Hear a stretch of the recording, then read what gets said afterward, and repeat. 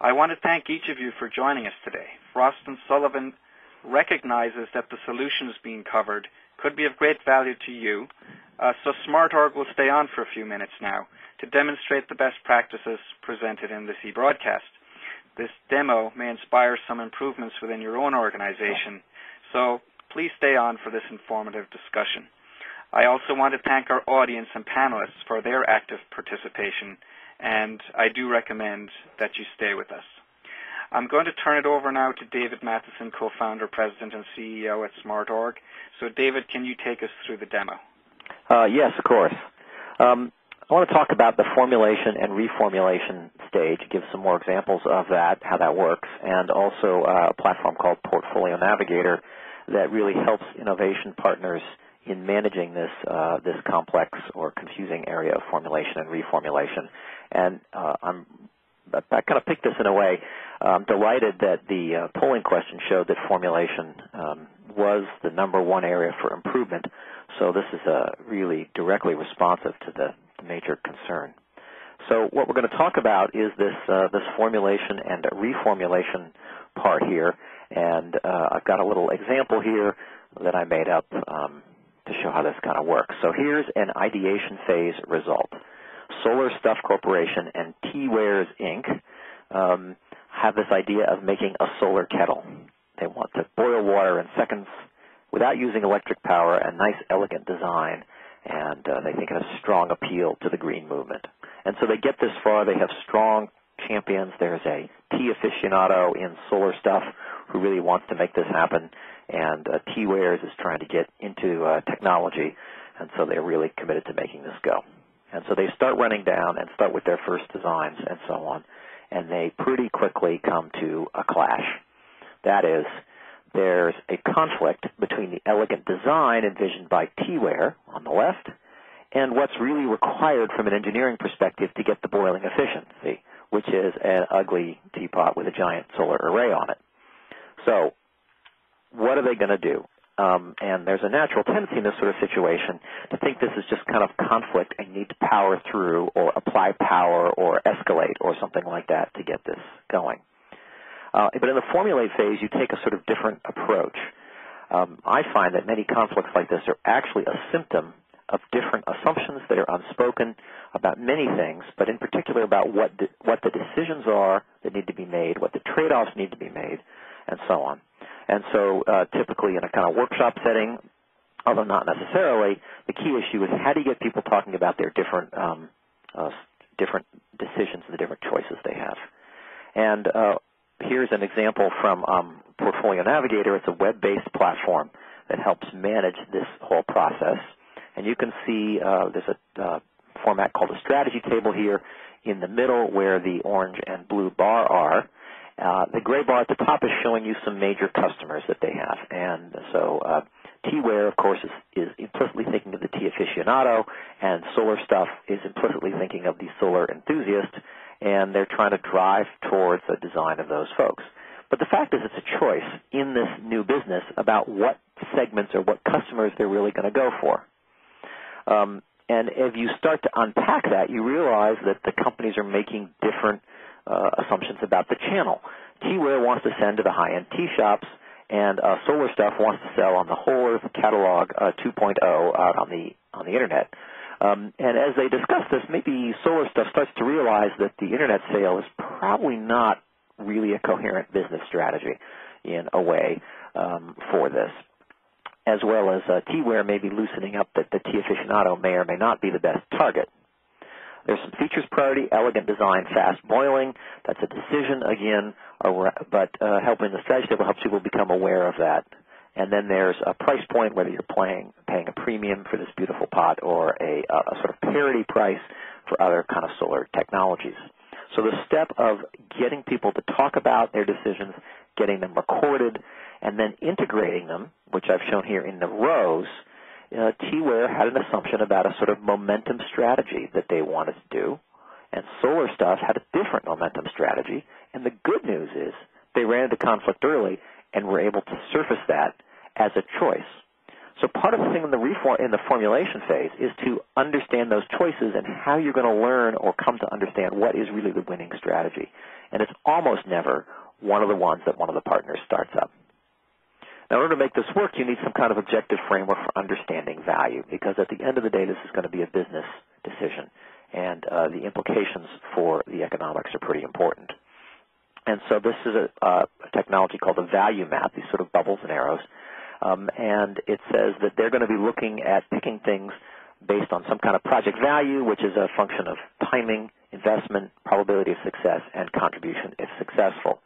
And the way they're going to calculate that, or the kinds of evidence and the standards of evidence they need to bring, have to do with the sorts of things you think in this simple example: market size, products, shares, costs, and how it evolves through various phases. The key thing, though, is to get the partners to talk about what are the sources of information that they're going to use, what are the standards of evidence, and how information is going to have to come together. And Portfolio Navigator can help provide a platform for that, as well as use that value map then as an active tool to guide the gathering of information, the assessment of information, and the decision-making around direction. So let me just take one example here around market size. And this is something people are fundamentally uncertain about. And so Solar Stuff and T-Ware have decided to treat this as a source of uncertainty. And in particular, they're going to look in this particular example at the solar enthusiasts who like tea. So this is more the solar momentum strategy. And of course, the Solar Stuff company are quite enthusiastic. And so they start with a discussion of the high side. Let's be optimistic about this. And Solar Stuff comes out and says, solar enthusiasts everywhere. They tend to be green people, and greens like tea. So really, this is the whole world. And because of the way this is framed, now T-Ware is in a position to say, well, you know, a lot of that could be true, and we're willing to be optimistic and look at the upside. But in a way, there's some excessive optimism there. We happen to know, because we're tea experts, that solar enthusiasts like coffee, but they have a lot of tea-drinking friends. So maybe to get to the upside, we'll agree that if we can get to the solar enthusiasts and their tea-drinking friends, then that is a pretty good opportunity. Maybe there are 200 million possible customers. And so that helps paint a vision both of what you're trying to achieve as something exciting and big, but also tempers excessive optimism and makes it more constructive. Now, the same kind of tempering or understanding also works on the downside. That is, if things don't work out, if we can't get to the market, what does that mean? And so here's the discussion of a more pessimistic view of the solar enthusiasts who like teas. And so Solar Stuff says, well, only committed solar tea lovers. So there's a core group of solar tea lovers. And we're actually worried about the nuclear coffee pot. It's actually more efficient from an engineering point of view. It could really take off, and that would cut into our thing, because it doesn't use any external electricity, although it has problems, but that would be a big problem for us if it did take on. And T-Ware here agrees, right? There is a strong core of tea lovers among the green group, and maybe we can move out of solar into green, and so they agree that the downside here is 85. So they actually have a pretty big range of uncertainty around the size of the market here, from 200 million to 85 million. And one thing that does is when you move to the middle, the base, or the kind of base scenario you're going to be using with, they can agree pretty quickly at 100 million, and they use this fairly simple method. They combine the tea monthly estimate of tea drinkers with the solar quarterly estimate of the solar penetration rate and come up with 100 million. Now, one problem many companies get into in this phase is that if they don't do something like this, they come up with a base case, and then they end up arguing about their assumptions for the base case and a kind of false precision. So is it 100, is it 110, is it 95, and a lot of time can be wasted there. But you can see, given the total range of uncertainty, that it doesn't really matter what you pick as long as it's sort of in that zone of around 100. You can also see what information they need to research or what possibilities they need to make happen in order to drive the upside or protect the downside. In particular, there may be access through the tea-drinking friends, and so you could start to inquire about what to do with that.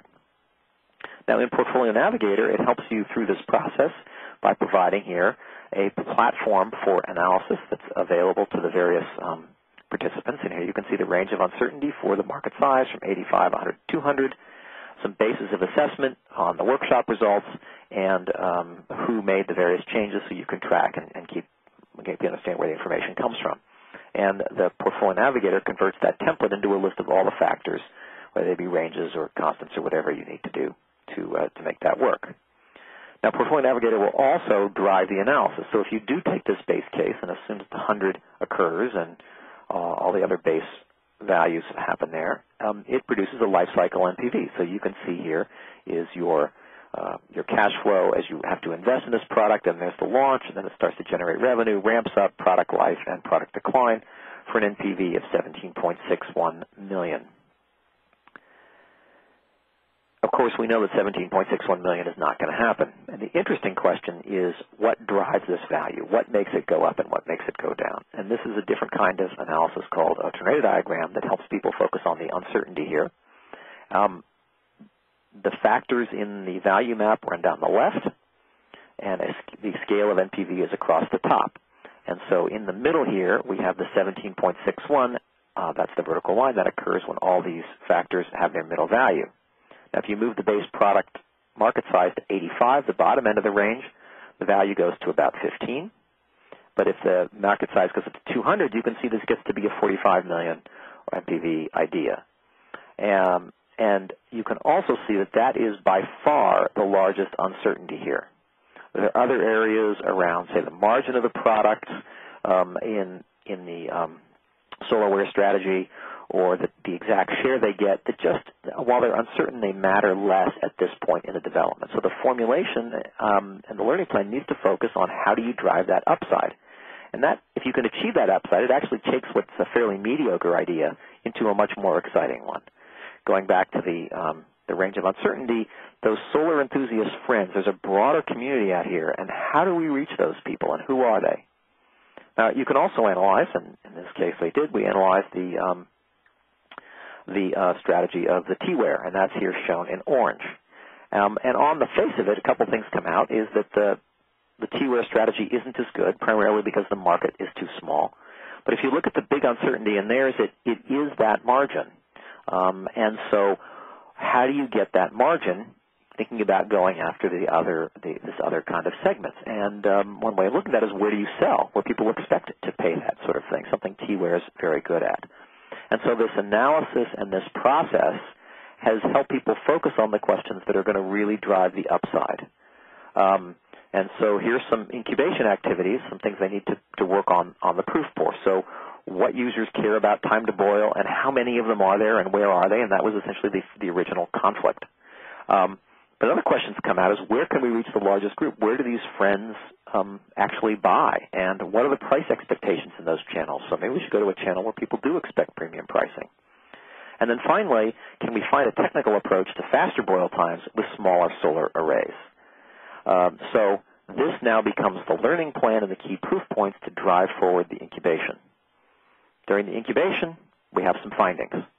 First of all, if it doesn't boil in under 5 minutes, it's not a viable product. And so this is really essential. It's a kind of zero or nothing. So that resolves some of these basic questions. Where can you reach the largest groups? It turns out that maybe these people actually shop at traditional luxury retail and high-end malls and places like this, and you can get the prices you need there. So it's a completely different channel. And then the technical folks have realized that they don't have to power the teapot from the sun directly, but rather it can store energy, and so then they can boil very quickly, and so they need to move down a technology platform based more on batteries. So they bring this back together and say, well, what have we learned, and let's now reformulate.